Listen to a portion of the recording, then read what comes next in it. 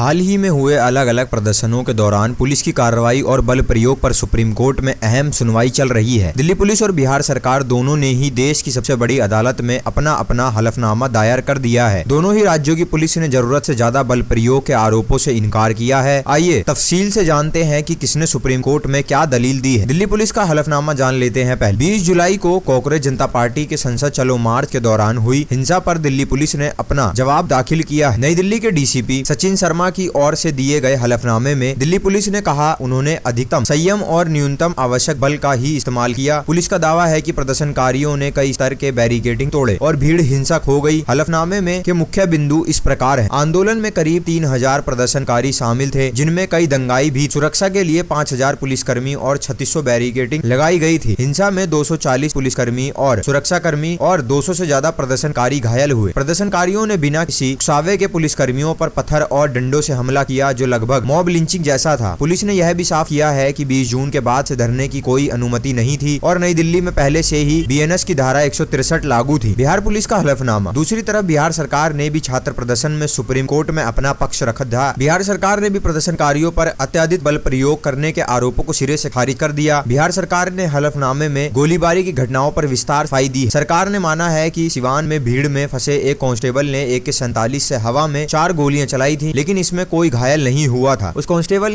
को निलंबित कर दिया गया है और विभागीय जांच शुरू कर दी गई है। हाथी चौक के पास एक ASI ने भीड़ हटाने के लिए 9 mm पिस्टल से 2 गोलियां चलाई थी, जिससे प्रदर्शनकारियों को मामूली चोटें आई। 20 से 25 जुलाई के बीच बड़े पैमाने पर हिंसा और पत्थरबाजी हुई। इनमें 157 पुलिसकर्मी और 7 सरकारी कर्मचारी घायल हुए। कुल 70 FIR दर्ज की गई और 500 लोगों को गिरफ्तार किया गया। हालांकि सुप्रीम कोर्ट के निर्देश के बिना आधिकारिक और आपराधिक रिकॉर्ड वाले 222 छात्रों और 75 नाबालिगों को रिहा कर दिया गया है। अदालत ने इन छात्रों की निजी जानकारी सार्वजनिक न करने का भी सख्त निर्देश दिया है। आपको बता दें कि सुप्रीम कोर्ट ने पहले ही संकेत दिया था कि सरकार सुरक्षा बलों की ओर से किए गए बल प्रयोग की जांच के लिए एक कमेटी भी बनाई जा सकती है। पहले दिल्ली पुलिस और अब बिहार सरकार के हलफनामे के आगे और सामने आने के बाद देखना होगा कि देश की सबसे बड़ी अदालत मामले में क्या कदम उठाती है। आपकी क्या राय है इस पूरे विचार पर, खबर पर हमें कमेंट सेक्शन में जरूर बताइए। साथ ही हमारे चैनल को सब्सक्राइब करें, इस वीडियो को लाइक और शेयर करना बिल्कुल ना भूलें।